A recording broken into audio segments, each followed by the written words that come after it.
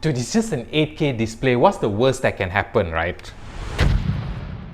This massive TV is the Samsung QN800C. It is an OLED display capable of 8K resolution, which is absolutely insane. I had never seen an 8K display up close, so this is pretty interesting for me. Let's start with the display. Straight off, the first thing I noticed was the extremely thin bezels. Heck, it's not the only thing that is thin. Even the overall body of the TV has a very slim profile, making it look quite minimalistic. But the TV itself is just, well, essentially a display. The brains of the TV is actually this. Samsung is calling it the One Connect, which is where all the processing is, and it also acts as the I/O hub to connect your sound system or other HDMI supported devices. You can actually hang this One Connect device at the back of the TV, or you can place it somewhere else away from the TV if you are really into cable management. Okay, but coming back to the TV, the first impressions of the quality is that it's great for almost any content that we threw at it. This ranged from the fancy wildlife videos that you have seen us use in almost every of our display videos to gaming on it.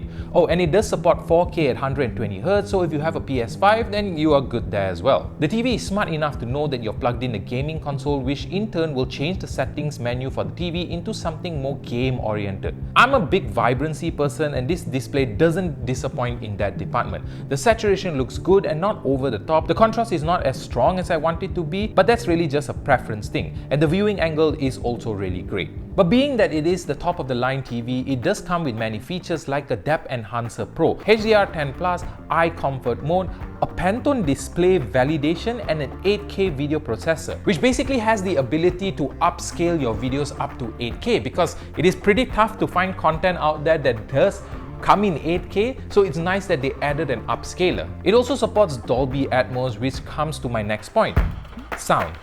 It is not the greatest sounding TV out there. It has a very pleasant sound, and what I mean by that is because we had this TV running playing a lot of ambient music, and we realized from the music of the piano, of the soft percussions, it sounds very pleasing. But where it lacks is kind of the bass aspect of it. It doesn't sound very thumpy. Aside from that, it also has audio features like OTS+, which plays the sound of an object depending on where it is on the screen, and Q Symphony, which allows the TV and a supported soundbar to play the audio together. I think that that's a pretty cool feature because I've never seen any other TV manufacturer do this. Usually when you plug in a soundbar, the TV is completely muted. And as a matter of fact, we do have a soundbar that actually supports this Q Symphony feature. Now, with the combination of the soundbar and the TV, we realized that while it didn't bring such a big improvement to the TV's sound quality, it did make the entire sound feel more full, if that makes sense, because both the sound from the soundbar and the TV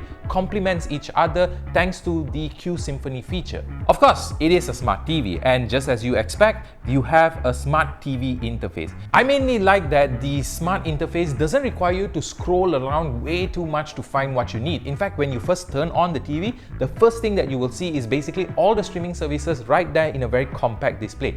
It's nice because it makes the entire interface feel more cleaner. Everything feels smaller, and only things that are important to you will seem like it's bigger.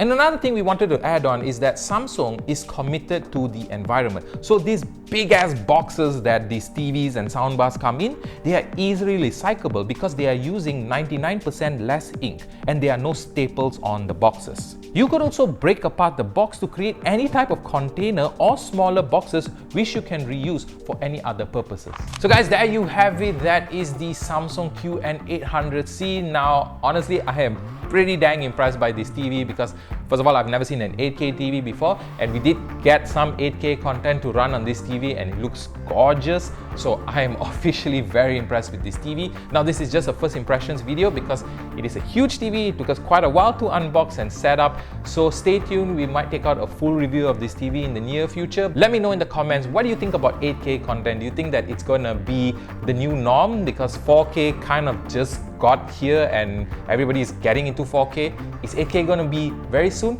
Let me know in the comments below, and while you're there, there is a sub, there is a like, there is a share button, and I will see you in the next video.